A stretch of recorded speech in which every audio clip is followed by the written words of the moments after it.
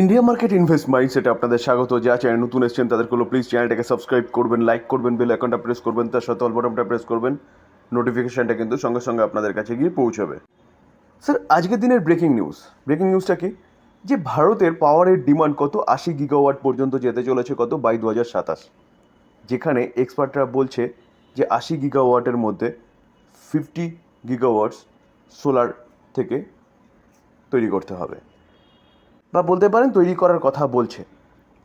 According to the, দেখুন, Indian energy and climate centre IECC কি বলছে, যে মে 2024-এ, অনলি ফর মে মাসের কথা বলছি, যেটা ইনক্রিজ হয়েছে কত 46 gigawatt. Just 2 year could see additionally rise 50 থেকে 80 গিগাওয়াটস বাই 2027। তাহলে বুঝতে পারছেন কীভাবে ডিমান্ড বাড়ছে। ডিমান্ড স্যার আরও বাড়বে। কেন বাড়বে? কারণ আমরা ইলেকট্রিক ভেহিকেলস নিয়ে আসছি। তো ইলেকট্রিক ভেহিকেলস নিয়ে আসতে গেলে যে ডিমান্ড আগে ছিল সেটা তো উত্তরোত্তর বাড়ছেই, তার সাথে কিন্তু ইলেকট্রিক ভেহিকেলস ডিমান্ডকে আরও বাড়াচ্ছে। কারণ চার্জিং স্টেশন তৈরি করতে গেলে তো ইলেকট্রিক লাগবেই। তো সেই জায়গায় দাঁড়িয়ে কিন্তু গভর্নমেন্ট খুব এগ্রেসিভলি সোলার এনার্জি নিয়ে কাজ করছে। কারণ সোলার খুব কম সময়ের মধ্যে সেট আপ তৈরি করা যায়, যেখানে হাইড্রো এনার্জি নিয়ে কিন্তু অনেকটা সময় লাগে সেট আপটা তৈরি করতে। স্যার, যদি নিউজটা দেখেন, নিউজটা কিন্তু আজকেরই নিউজ, 31 জুলাই 2024 মর্নিংয়ের নিউজ। তো স্যার, বোঝা গেল ডিমান্ড বাড়ছে, আর সেই ডিমান্ডের চাহিদা পূরণ করার জন্য কোন দিকে তাকিয়ে রয়েছে? সোলার এক্সপেনশনের দিকে তাকিয়ে রয়েছে। তো সেই জায়গায় দাঁড়িয়ে স্যার, সোলার এনার্জি নিয়ে যেসব কোম্পানিগুলো কাজ করে সেসব কোম্পানিগুলো কিন্তু খুব ভালো মুভমেন্ট দেখাতে পারে। কারণ ডিমান্ড বাড়ার সাথে সাথে যদি সাপ্লাইটা ঠিকঠাক করে, তাহলে কোম্পানিগুলোর কিন্তু বিজনেস বাড়বে। এটা মাথায় রাখবেন স্যার। তো সোলার এনার্জি বা সোলার রুফটপ নিয়ে কাজ করার বেস্ট কোম্পানি হচ্ছে টাটা পাওয়ার। এই কোম্পানি নিয়ে যখন আমি আলোচনা করি না, তখন কিন্তু আমি বলি যে চোখ বন্ধ করে এই কোম্পানি আপনি 15 থেকে 20 বছর হোল্ড করতে পারবেন। বেস্ট কোম্পানির যা পুরনো বিজনেস সেটা তো আছেই। কোম্পানি কিন্তু বলতে পারেন সোলার এনার্জি সেগমেন্টে একটা লিডিং কোম্পানিতে পরিণত হয়েছে, এবং কোম্পানিটা চার্জিং স্টেশন নিয়েও কাজ করছে। তো রিসেন্টলি টাটা পাওয়ারকে নিয়ে আমি ডিটেলসে আলোচনা করেছি। যারা দেখেননি তারা কিন্তু দেখে নিতে পারেন কোম্পানিটা কতগুলো বিজনেস সেট আপ করতে চলেছে। আমি ডেসক্রিপশন বক্সে লিঙ্ক দিয়ে দেবো, সেখান থেকে আপনারা দেখে নিতে পারেন। তো দেখুন, আজকের দিনে দেখলে দেখা যাবে কোম্পানিটা 1.64% কিন্তু একটা আপসাইড মুভমেন্ট দেখাচ্ছে। আমরা যদি কোম্পানিটার 1 বছরের চার্ট দেখি, 90% আপসাইড মুভমেন্ট দেখিয়েছে। আমরা যদি কোম্পানিটার 5 বছরের চার্ট দেখি, 662%। 2020 থেকে দেখলে দেখা যাবে 1400%, 1500%-এর কাছাকাছি কিন্তু কোম্পানিটা রিটার্ন বানিয়ে দিয়েছে। তো স্যার, কেন বানিয়েছে? এখানে 1300% মতন আমি ধরতে পেরেছি। তো স্যার, কেন বানাচ্ছে? কারণ কোম্পানিটার বিজনেস, আর কোম্পানিটা কিন্তু খুব ভালো বিজনেস করছে। দেখুন স্যার, এই আর্টিকেল দেখলে দেখা যাবে যে টাটা গ্রুপের মাল্টিবেগার সোলার মাইক্রোগ্রিড পাওয়ার কোম্পানি সাইন করেছে কার সাথে? ন্যাশনাল ডেয়ারি ডেভেলপমেন্ট বোর্ডের সাথে। স্যার, এই যে টাটা গ্রুপের মাল্টিবেগার সোলার যে মাইক্রোগ্রিড কোম্পানি, এই কোম্পানিটা কিন্তু টাটা পাওয়ারের সাবসিডিয়ারি। দেখুন স্যার, TPRMG এই leading solar microgrid company under Tata power umbrella sign করেছে মেমোরেন্ডাম অফ আন্ডারস্ট্যান্ডিং, স্বাক্ষর করেছে কার সাথে? NDDBর সাথে। তো স্যার, এই ক্ষেত্রে কিন্তু কোম্পানিটার বিজনেস আরেকটু বাড়তে চলেছে। তো এইভাবে দেখলে দেখা যাবে টাটা পাওয়ার বা তার সাবসিডিয়ারি অনেক বিজনেসের সাথে কিন্তু টাই আপ করছে। কিছুদিন আগে দেখেছিলাম যে টাটা পাওয়ার NHPCর সাথে টাই আপ করেছে কিসের জন্য? Solar rooftop. গভর্নমেন্টের যতগুলো বিল্ডিং রয়েছে, সেই বিল্ডিংয়ে সোলার রুফটপ সেট আপ করবে টাটা পাওয়ার। তো স্যার, এই কোম্পানিটা কিন্তু আপনি রাডারে রাখতে পারেন, বেস্ট কোম্পানি। এছাড়াও আর যেসব সোলার কোম্পানিগুলো আছে সেই সব কোম্পানিগুলো রাডারে রাখতে পারেন। তার মধ্যে JSW এনার্জি বলুন, আদানি পাওয়ার বলুন, তার পাশাপাশি KPI গ্রিন এনার্জি বলুন। কারণ সোলার পাওয়ার থেকে যদি গভর্নমেন্ট লক্ষ্যমাত্রা রাখে ম্যাক্সিমামটাই তৈরি করার, তাহলে ওই কোম্পানিগুলোও কিন্তু সোলার পাওয়ার নিয়ে কাজ করে। সেই কোম্পানিগুলোও কিন্তু ভালো মুভমেন্ট দেখাতে পারে। আর এখন কিন্তু রিনিউয়েবল সেক্টরে জাস্ট শুরু। এই কোম্পানিগুলো ভবিষ্যতে আরও অনেক বড় হবে। বড় হওয়ার সাথে সাথে কিন্তু আপনাদেরকেও ভালো ওয়েলথ ক্রিয়েট করে দেবে। স্যার, ICICI ব্যাঙ্ক, দেখুন আজকের দিনে দেখলে দেখা যাবে ব্যাঙ্কটা কত চলছে? 1216-তে চলছে। তো এই ব্যাংকটার যদি আপনি অল টাইম হাই দেখেন তাহলে দেখতে পারবেন যে 1257.80 ব্যাংকটা কিন্তু তার পাশাপাশি চলছে। তো স্যার যতগুলো ব্যাংক আছে না তার মধ্যে সবচেয়ে বেস্ট ব্যাংক হচ্ছে আইসিআইসিআই ব্যাংক। দেখুন আমরা যদি রিটার্ন দেখি 1 বছরে প্রায় 22% রিটার্ন দিয়েছে। আমরা যদি 5 বছর রিটার্ন দেখলে দেখা যাবে 196% রিটার্ন দিয়েছে, প্রায় 3 গুণ বানিয়ে দিয়েছে টাকা। মার্কেট ক্যাপ কত? মার্কেট ক্যাপ দেখলে দেখা যাবে 8.5 লাখ করোড় হচ্ছে কোম্পানিটার মার্কেট ক্যাপ।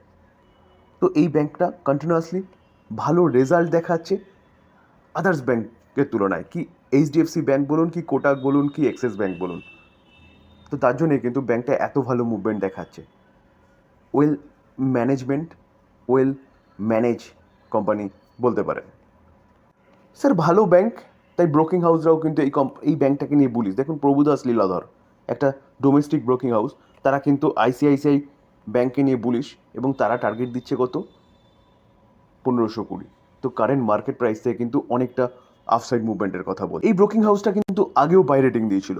আগে টার্গেট কত দিয়েছিল? 1450, সেটাকে বাড়িয়ে করেছে কত? 1520। তাহলে বুঝতে পারছেন তো যে ব্রোকিং হাউসটা এই কোম্পানি নিয়ে কতটা বুলিশ। তো ব্যাংকিং সেক্টরে এই কোম্পানিটা কিন্তু আপনি আপনার রাডারে রাখতে পারেন লং টার্ম ইনভেস্টমেন্টের জন্য। স্যার আদানি পোর্টকে দেখলে দেখা যাবে কোম্পানিটা কিন্তু আজকের দিনে এখনও পর্যন্ত 13%-এর উপরে একটা আফসাইড মুভমেন্ট দেখাচ্ছে। তো স্যার এই কোম্পানিটা কিন্তু রিসেন্টলি সেন্সেক্স 30-র পার্ট হয়েছে উইপ্রোকে সরিয়ে দিয়ে। তো এই কোম্পানিটা কিন্তু আদানি গ্রুপের যতগুলো কোম্পানি আছে না তার মধ্যে কিন্তু ফান্ডামেন্টালি সবচেয়ে বেশি স্ট্রং হচ্ছে আদানি পোর্ট। দেখলে দেখা যাবে দেখুন এক বছরে ডবল বানিয়ে দিয়েছে। আমরা যদি 5 বছরের চার্ট দেখি 317% রিটার্ন বানিয়ে দিয়েছে। তো স্যার এই কোম্পানিটা নিয়ে কিন্তু একটা ভালো নিউজ পাওয়া যাচ্ছে। তো চলুন নিউজটা কী পাওয়া যাচ্ছে অ্যাট ফার্স্ট সেটা দেখি। স্যার আদানি গ্রুপের এই কোম্পানিটা শুধু যে ইন্ডিয়ার মধ্যে বিজনেস করছে এরকম ব্যাপার নয়, দেশের বাইরেও কিন্তু এই কোম্পানিটার বিজনেস হচ্ছে। দেখুন আদানি গ্রুপ কী করতে চলেছে? ইনভেস্টমেন্ট করতে চলেছে $2 বিলিয়ন ইন ভিয়েতনাম পোর্ট। তো ভিয়েতনামে এই কোম্পানিটার যে পোর্ট রয়েছে সেখানে কিন্তু $2 বিলিয়ন ইনভেস্টমেন্ট করতে চলেছে আদানি গ্রুপের এই কোম্পানিটা।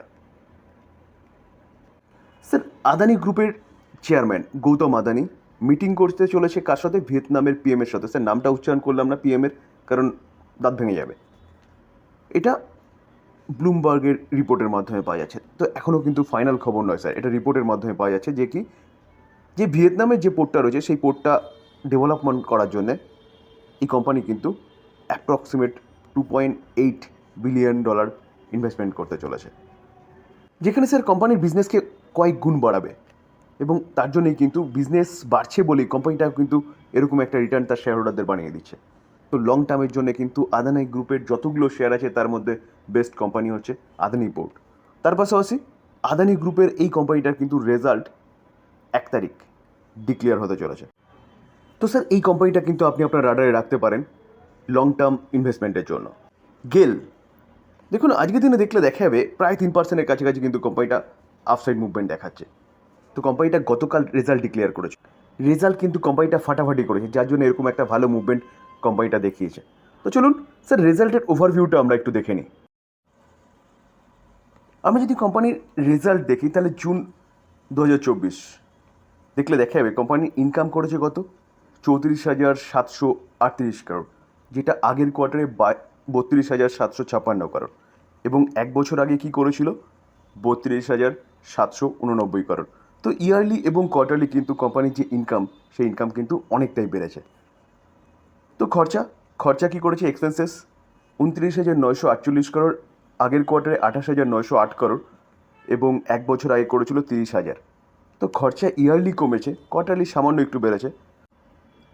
তো স্যার ইনকাম মাইনাস এক্সপেন্সেস করলে পরে অপারেটিং প্রফিট পাওয়া যায়। তো অপারেটিং প্রফিট যদি দেখি তাহলে দেখা যাবে এই কোয়ার্টারে 4,790 করোড়, যেটা আগের কোয়ার্টারে 3,849 করোড়।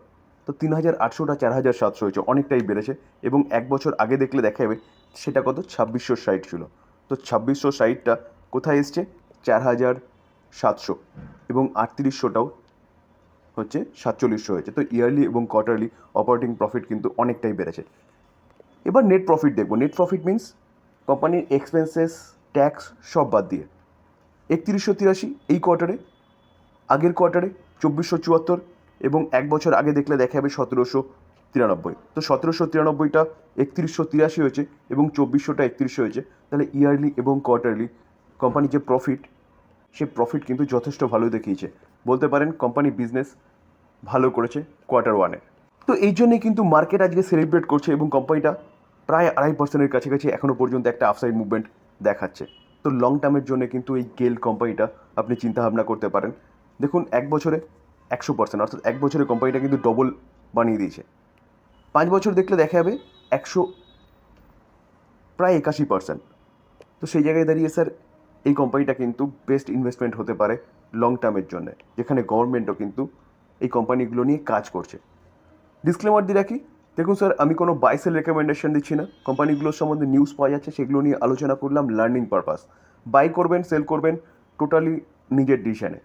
আলোচনা এই পর্যন্তই। যদি আলোচনা ভালো লাগে বা ইনফরমেটিভ লাগে তাহলে যারা চ্যানেল নতুন এসেছেন তাদেরগুলো প্লিজ চ্যানেলটাকে সাবস্ক্রাইব করবেন, লাইক করবেন, বেল আইকনটা প্রেস করবেন, তার সাথে অল বাটনটা প্রেস করবেন, নোটিফিকেশনটা কিন্তু সঙ্গে সঙ্গে আপনাদের কাছে গিয়ে পৌঁছাবে। থ্যাংক ইউ, ভালো থাকবেন।